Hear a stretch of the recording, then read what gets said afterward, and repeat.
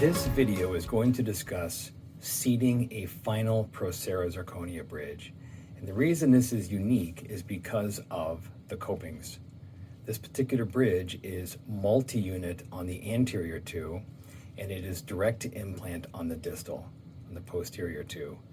And what that means is that there are no copings direct to MUA. This goes, the zirconia will sit on the MUA with a screw, okay? The direct to implant have an insert, and let's just talk about this for a minute. This little insert here, it's gold colored, and it is just a press fit. Well, that one's in there pretty good. It's press fit. It is not cemented. And so we have a assortment of screws here.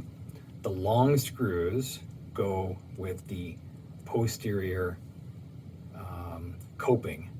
The short screws are regular Nobel's prosthetic screws. So let's just take one of these out of the container, and we'll press fit it into the prosthesis and show you how simple it is. So the laboratory should have already made sure that these fit, but clinically you'll want to seat these in yourself so you know how they feel, how they fit, and they just simply press fit in. See if I can get that in there. They have a little tab that puts outward pressure.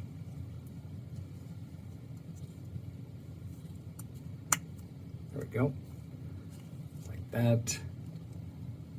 Okay, press fit, and you can hear the click. So these will stay in when you're delivering it to the mouth. No cement, nothing to hold those in except friction. All right, and then 4 screw holes, deliver, and not really nothing else to do except cover up the holes. All right, so that is a Procera, Nobel Procera FP2 design prosthesis.